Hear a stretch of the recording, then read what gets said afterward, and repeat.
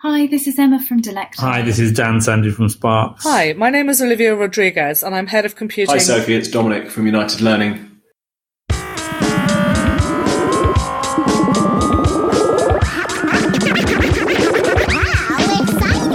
Well, hello everyone and welcome to the Edtech Podcast.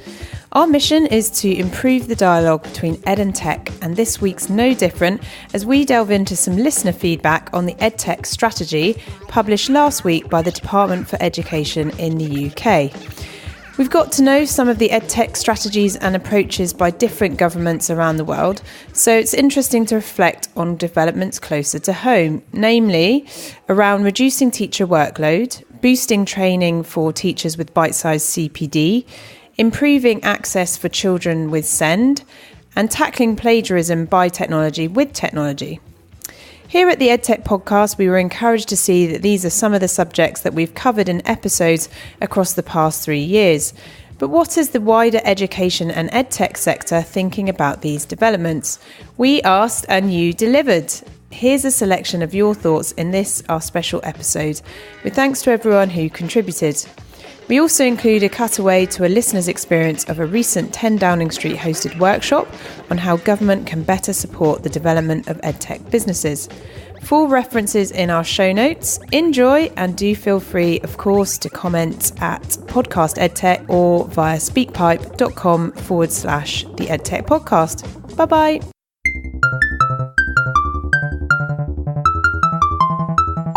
The Department for Education's new EdTech strategy is a really important step in recognising the potential that technology has to support education, but only when it's used effectively, thoughtfully and critically in the hands of confident and expert teachers.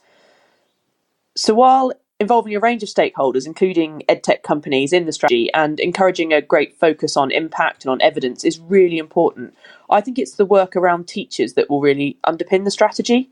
That's why the Chartered College of Teaching is pleased to be supporting it through the free online courses we're developing on FutureLearn, helping teachers and school leaders to engage in evidence-informed technology use. I think the focus on infrastructure is also really important. Technology that's unreliable and fails to meet teachers' needs can really drive workload, with teachers who are keen to use technology sometimes feeling like they need to plan 2 versions of a lesson, one for if the Wi-Fi is working and one for if it isn't. And that's just not a reasonable expectation. So setting an expectation of high quality infrastructure is also a really strong part of the work.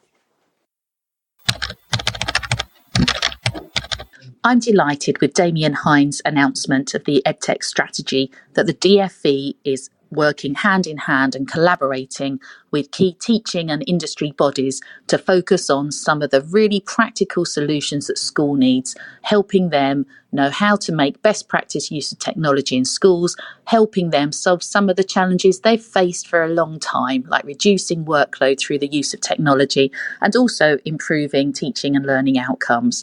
I think it's great that organisations like the Chartered College, Nesta, BISA, we're all working with the DFE to help give advice and guidance and practical support to schools in everyday contexts around the country. I think it's also brilliant that the DFE are starting to look at the schools' network infrastructure and really getting that right, so actually schools can use the technology in the right context in their own schools.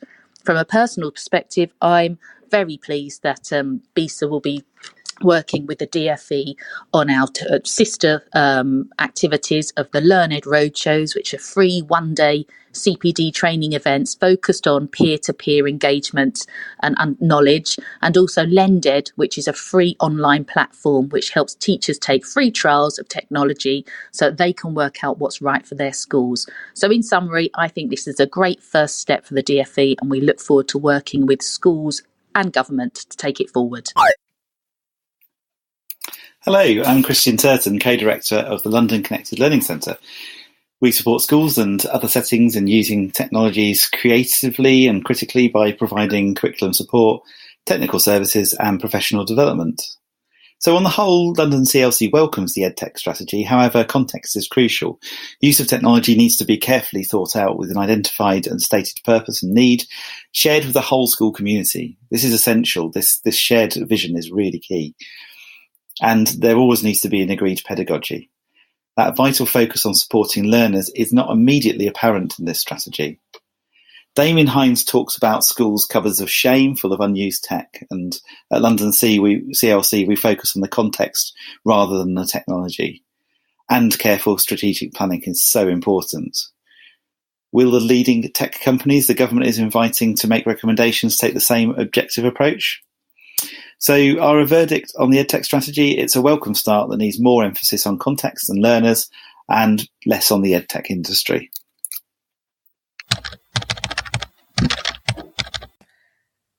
Hi, my name is Olivia Rodriguez and I'm Head of Computing at a prep school in London. I think that the government's new Edtech strategy is exciting as it promotes a positive image of Edtech. Normally in the news we hear negative stories about technology and its use in schools and by children.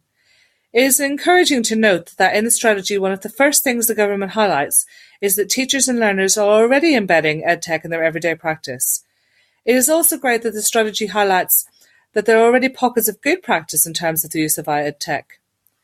I was enthused to see information in the section entitled Developing Digital Capability in Schools about the launch of a network of demonstrator schools and colleges, but I was wondering if there's an overlap between what Microsoft has already achieved with their Microsoft schools, what Google for Education does, and what groups such as Computing at School have achieved with their hubs.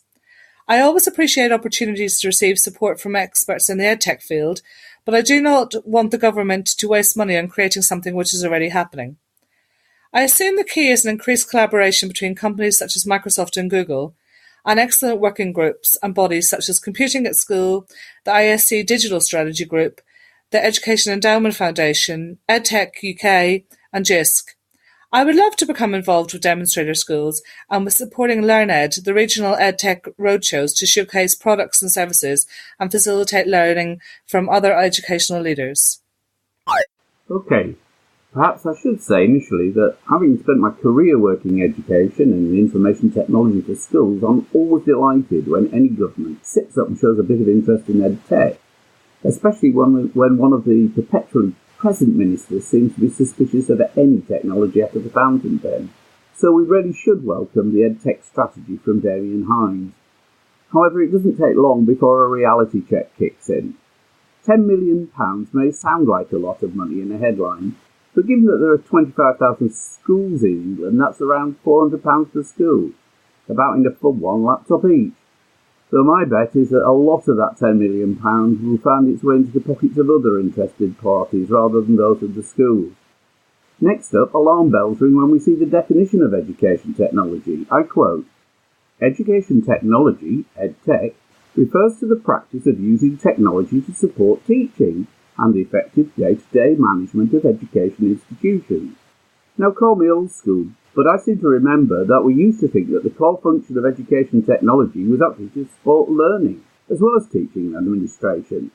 This new, limited view, automating rather than transforming education, may be a great leap for DFE kind, but sadly it's backwards. Now many of the suggestions in the strategy do seem quite laudable, and indeed they should, because they seemed equally laudable when they were part of the DFE's Harnessing the Technology strategy all those years ago. This is rather like harnessing the technology too, just when you were afraid we'd never get back into the water, but with almost all the essential funding surgically removed. And, for example, launching a network of demonstrator schools and colleges to showcase best practice and offer peer-led, hands-on support for those schools that need it, sounds like a good idea. And it is. So good, in fact, that SSAT launched just such a project at the end of the last century, called the ICT Register, which indeed proved so useful that it received DFE financial support for several years until Michael Gove took office and all such activities were consigned to the bonfire of the Quangos. As we read on, the document includes quite a few such examples of wheels being reinvented. Presumably they're needed to replace all those wheels that came off education technology under the Tories' swinging cuts from 2010 onwards. And an advisory group on EdTech sounds like another great idea, though it isn't made quite clear how the new one is going to improve on the advice from the Educational Technology Advisory Group, set up at the DFE's behest by Stephen Heppel, and then duly ignored since it published its report in 2016. Though perhaps there were actually too many practitioners and not enough commercial interests on the ETAG group for the current liking. The new strategy is entitled Realising the Potential of technology in education. Now, by realising, I think they mean making real, but the cynic could be excused for thinking it suggests that the current DFE is finally waking up and actually realising that there is potential in education technology. Hi, this is Dan Sandy from Sparks. With respect to the Edtech strategy, we know that proven Edtech can undoubtedly make a huge impact on students with special learning needs. But we mustn't forget that the attainment gap for disadvantaged pupils is continuing to grow. It must be a key priority for investment in Edtech to ensure these students benefit as much, if not more, than their peers. Collaboration is something I've noted that it runs across this strategy, throughout the strategy. This is fundamental, but it needs to be detailed at a granular level. We've seen this kind of collaboration firsthand, having spent 8 years working with our partner schools to develop personalized math learning technologies. We've literally been embedded in classrooms, working side by side with teachers and students, and it's paid off, as we've seen the gap for disadvantaged students dramatically improve. The strategy is an important start, but we need to all work together to bring about change. No individual education company or team can make the difference that is needed. It will take cross-sector effort that puts the varied challenges faced by teachers at its heart. With new investment from government, the next step is to focus on provable, replicable results stemming from technologies that is based on in-class research and true collaboration. Hi Sophie, it's Michael here from Innovate My School. Delighted to see the UK's Department for Education launch their much anticipated Edtech strategy. Particularly excited about how many times it mentions the word impact, 89 times in fact. Seems to fully back our latest project, Edtech Impact, which helps schools measure the impact of technology in their specific context, which is enabling us to build the largest public evidence base in education on what works for schools. It was really interesting because actually what prompted me to start Edtech Impact was a DFE roundtable. And I remember you and I chatting, Sophie, about how we couldn't believe the government was suddenly interested in EdTech after 8 years of nothing. I think that was the summer of 2017 when they started doing those roundtables. So fair play to the DFE EdTech team and Damien Hines in bringing this to life. And, you know, the strategy set the stage now, and I really hope it's executed well and works for the majority and not the few. I find that the UK EdTech marketplace is so fragmented, and so I really hope that all stakeholders, particularly at the grassroots level, are included in the months and years that follow, so that the impact that is constantly mentioned throughout is realised. It's time now for less talking and more action. Keep up the good work, Sophie, and bye for now. Hi, this is Emma from Delecti. I think this is a step in the right direction, but only if we don't just resultantly see a swathe of new products upholding the misguided policy of encouraging fact regurgitation rather than soft skill development in schools. Hello, my name is Richard Smith from Amazing ICT, and I work in 8 schools a week, supporting students and staff with computing and e-safety. I welcome the government's initiative, but I'm just very aware that we need to ensure that there's lots of face-to-face training as well as the online training that was promised in the document. Lots being done in terms of the National Centre, the new National Centre, and we need to make sure that we spread the word about the courses that are available, including the bursaries of £100 for schools in priority areas. So lots of exciting stuff going on. I think we need to communicate a bit better amongst the community, such as your podcast, so that we are sharing all these ideas so that there's coverage across the whole country. Thank you for listening.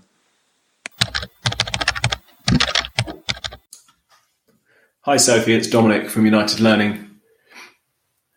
I'm quite heartened by the strategy for technology and education that the government released last week, partly because it's been so long in coming and the sector has been desperate for some leadership in this area, and partly because it's so pragmatic.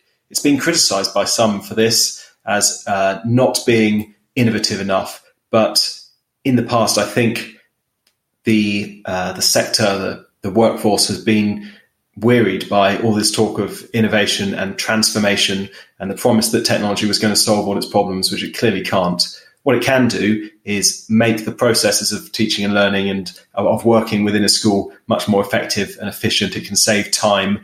It can enhance and speed up learning as well, if well applied. And those are the things we should be concentrating on. And that's what the strategy does. So it's not particularly glitzy. It talks about moving to the cloud a lot more than it talks about virtual reality, for example. But I think it's going to be of real practical use to all the schools in the country. So I encourage everyone to engage with it and to consider, if you're already well ahead on this path, becoming one of the demonstrator schools that the strategy promises to implement.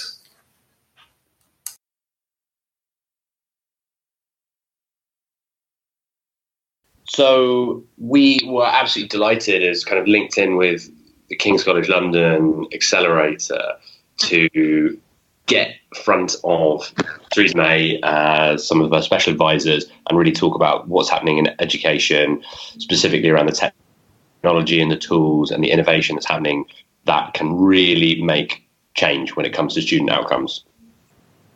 So they'd already had this kind of bit of a relationship and have been working around health tech with some really good positive outcomes around funding, around kind of growing pilots and trials. But the goal was very much to how do we have that kind of success in education. My name is Ismail. I'm the co-founder of Scoodle. We're a platform that helps teachers build their own brand. So almost a LinkedIn for teachers, so they can answer questions, upload resources, and teach on the platform. We have about 25,000 people that are using it, and one of our investors is the co-founder of Twitter, which is a great person to have. I think for me, the biggest benefit for a conversation like this is being able to be in and around the circle of influence. I know that decisions are rarely ever made on the back of one meeting, but I do know that you're able to impact the world in the way that you want and to be able to actually create value to the people around us, especially students. The way to do that would be to have the conversations with the decision makers. So for me, that was one of the biggest things that we were able to get out of it. My name is Caitlin, and I co-founded Museumio. And Museumio is a virtual reality edtech platform where culture meets curriculum. Through our platform, children between the ages of 8 and 12 can adventure through curriculum-led quests that feature interactive artifacts from institutions all over the world. And the biggest benefit, I think, for us being present at this roundtable was having that discussion, having that brainstorming with the change makers in UK policy and sharing our experiences, taking two very antiquated fields of culture and education and bringing that to the 21st century. So my business, Edvent, we are all about soft skills. For us, we understand the problems around the changing and evolving workforce, and we very much began with the question of what skills do you need to build your perfect career, no matter what that might be, being an entrepreneur, working in the finance sector, working in a charity, small business, whatever it might be. So we've built an online learning platform that gamifies the way that you actually kind of go through short form video content, always learning, and then applying that into kind of opportunities with our corporate partners. So we're a SaaS platform, essentially selling into universities and corporates, because we think students pay more than enough when it comes to their time in education. I feel like it's most likely going to be a two-way solution or a two-part conversation, because on our side, it's one thing to be able to bring this up to government and to actually share and showcase some of these kind of key issues and where we feel like we can add value. But equally, there's a step required on their side to make this happen. But again, coming back to that kind of initial point of, I don't think an outcome has ever come from one meeting in government. I think will prove to be true in this case, but it's not to say that it doesn't happen. So on the back of, so just to kind of give the context on how this came about, we first had a meeting together actually at Number 10 a few months ago, centered around entrepreneurship in general. On the back of that, there was a particular interest in edtech, similar to the kind of work that they'd done in the medtech space over the past few years. So it really is now getting into the stage where the understanding and value of education in the UK is getting more and more focused. So the way that I see it moving forward is over the next 1, 2, or 3 meetings that we're likely to have, we can start with tangible, actionable tasks from just having the idea of what we think it should look like towards let's actually work in a date and work in getting people together to actually action on these next steps. Well, and I think building off his point, I think we can look to other countries and governments that have already more established edtech sectors, such as Finland, where there are co-creation programs that are led by local authorities. They have city selling systems and different ways to integrate edtech from the children to the teacher to the end user.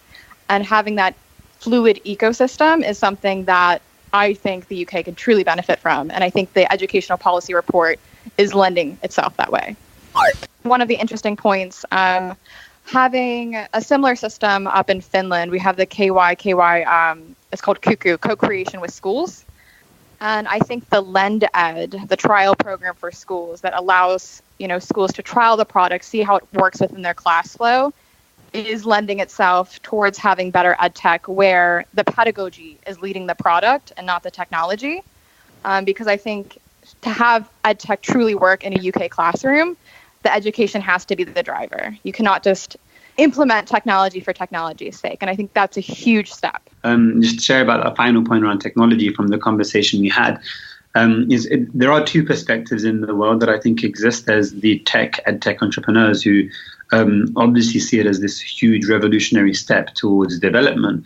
But oftentimes, with parents and classrooms being inundated with cool tech things that exist and all these amazing tools, oftentimes there is an actual kind of concern almost where how much of it is tech for tech's sake versus how much of it adds value to the learner. And that's really where we should try and find kind of the sweet spot where it's not just technology for technology's sake. It is something that can actually make a meaningful impact on learning.